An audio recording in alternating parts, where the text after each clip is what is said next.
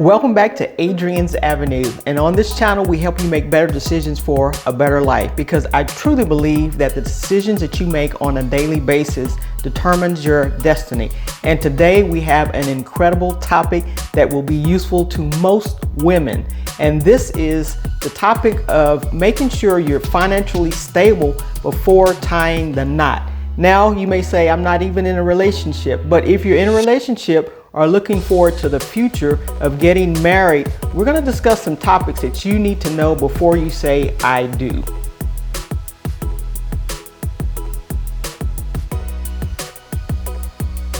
So let's jump right into this one. As fine as you may be, as beautiful as you may be, as smart as you may be, and as talented as you may be, that is still no excuse for not having your finances together. And you, as a lady looking to get married, the first thing you want to do is know your own financial situation.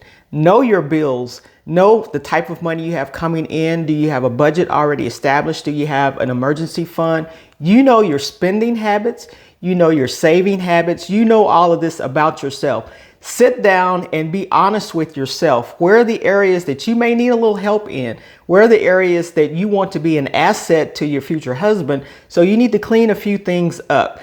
Just look at those areas and see, where can I become a better woman as far as being savvy with my own finances? And this is sometimes hard for us to sit down and face the facts. We like to spend money on various things, and there's nothing wrong with that. But make sure that you're coming into a relationship, coming into the partnership, coming into the marriage as an asset and not necessarily a liability. So sit down, face it, look at it with yourself so nobody has to tell you. You already know these things, and check out your own finances and just be realistic with yourself as far as what's going on in your financial life and what are the things that you need to focus on to become the person that you need to be to become an asset to that relationship. Having this type of clarity with your own financial situation will actually prove that you know what your situation is and could help bring trust to that relationship. Marriage is a beautiful thing. And when you enter into it with an understanding of financial stability, both people come in together and make it one. It becomes even more beautiful. You can do various things together. But we as women, we want to come in with a solid, strong foundation when it comes to our finances. And since life is so unpredictable, having an emergency fund is one of the things that we need to have. It will help us as far as our own security, as well as enter into a marriage. Having that emergency fund will help the marriage also. And these things that I'm talking about, you will probably want to look for them too in the partner that you're selecting to be your husband. You don't want to come in financially strong and then him not be financially strong too. But we want to do our part as women coming into this type of relationship. So an emergency fund is critical when you come into the relationship. You can have 3 months saved, you can have 6 months saved, but have something saved to help you with those unpredictable times when you join together as one, and that you can contribute and do your part too. Managing and reducing debt. We've talked about it before, and I do have a true life example of a friend of mine a few years ago. He was dating a lady, and he really loved this lady because he talked about her all the time at work. And so we knew that he was in love and he was looking toward marriage. However, the lady that he was dating had some spending habits that she just could not get up under control. He tried to work with her, but he knew from his past how bad it would be to be in lots of debt. He came from a background like that, and he didn't want to enter into it with a lady that had a lot of debt and could not get her spending under control.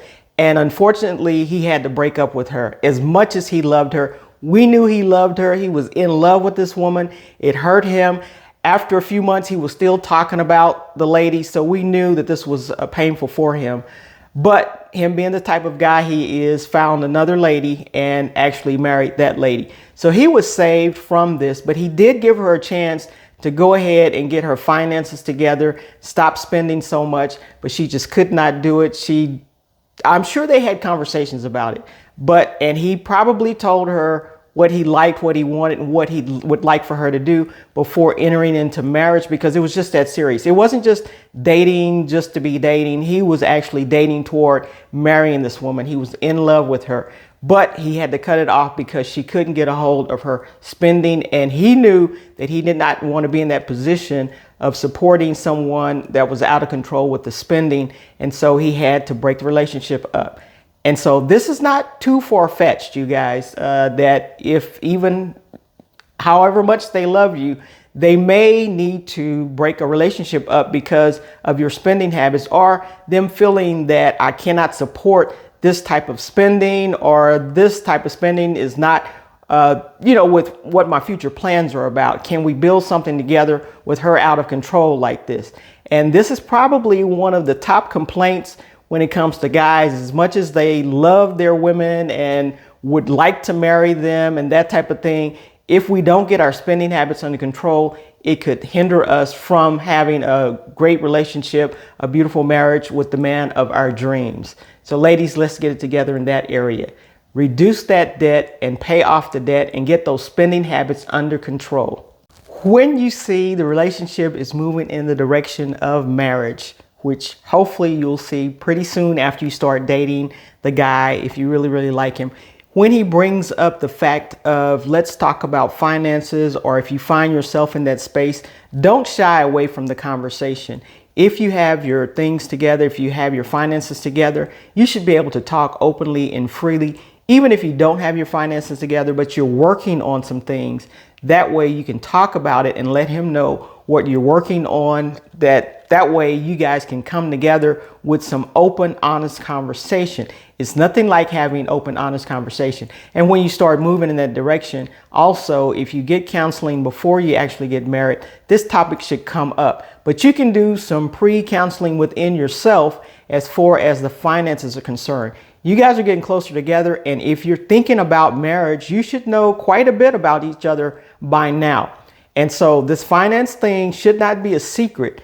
You should be open and honest with what you have going on. If there's school loans out there, if there are other things, you should not go into a marriage with secrets as far as finances goes, secrets as far as spending habits, secrets as far as anything like that. Even your financial background. What do you think about money? How money makes you feel? What do you want to do in the future? You should be talking about your dreams. All of this should be coming together while you're dating, if you're moving toward the point of being married and saying, I do. So make sure we put this conversation somewhere. Have a date, go out on a date, have a nice dinner, and then let's talk about the finances and see where we are, because we may need to put some things on hold until we get to where we need to be, or be open and honest and work together toward paying off some things. But just know that this is something that you need to talk about and have open and honest conversation. Like you talk about everything else, this is a topic that you should not shy away from. Now, don't shy away from marriage. Hit that like button and that subscribe button so that you can stay up to date on the latest information as it becomes available to you. And make a comment. Did you have these conversations before you got married? Are you married? Are you looking to marry? Is this helping you? Let me know.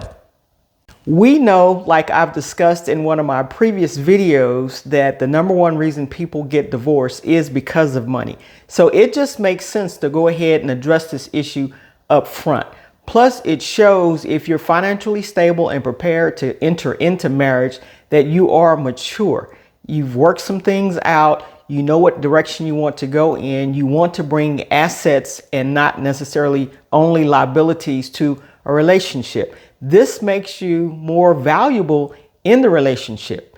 And I'm not saying that you're not valuable as a woman altogether, but this will make you even more value. You bring more value to that relationship when you have your finances together. So this will be helpful. And plus, it will minimize the number one reason people get divorced. So this is one of the great reasons why you need to get this, have your finances together and your financial situation all worked out before you say I do.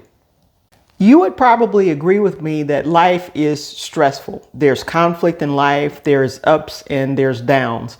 So coming together as two, as one, will add even more stress and getting used to each other. You don't want finances to add to that. If you take care of this ahead of time and have your finances all stabilized, this will be one less stress, one less conflict, one less thing that you have to come up and argue about in the marriage. And so this will make things a lot easier for you if you just go ahead and get your finances together and have that one less thing that you have to talk about, one less thing that you have to argue about, because we know that as coming together as two people as one, being together 24/7, that's going to be different. That's going to be probably challenging. That's going to be things that you're going to have to work out amongst yourself. Minimize as much as you can beforehand. Finances is a great thing to minimize so you can focus on other things, getting to know each other, having the thrills of being married and all that kind of thing. So minimize this financial stress that you may have in a marriage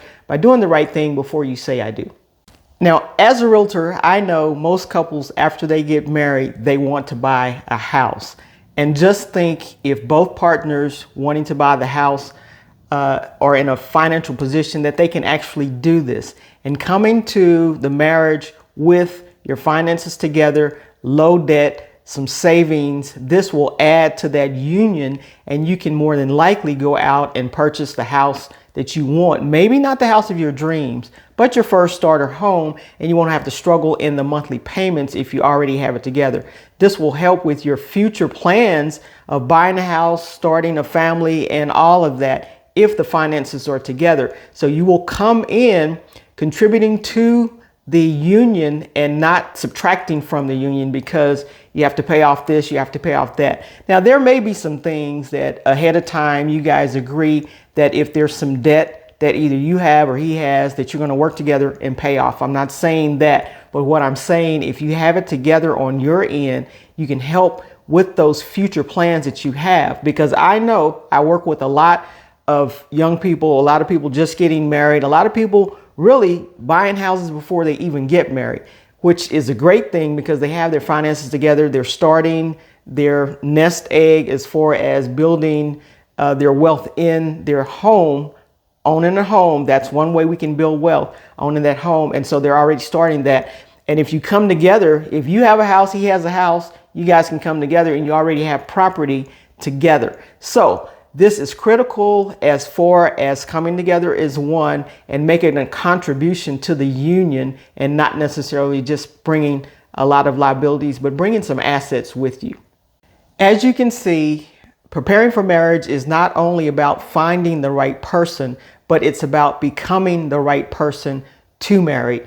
And so being financially stable is a critical part of that journey. It can help make a marriage happier and healthier if we as women will get our parts together as far as the finances is concerned. This may not be at the top of his list, what he's looking for in a wife, but I can guarantee you it won't hurt if you have yourself together financially. It may be the tipping point that helps him to ask that question of you and help you to say, I do. I will see you in the next video.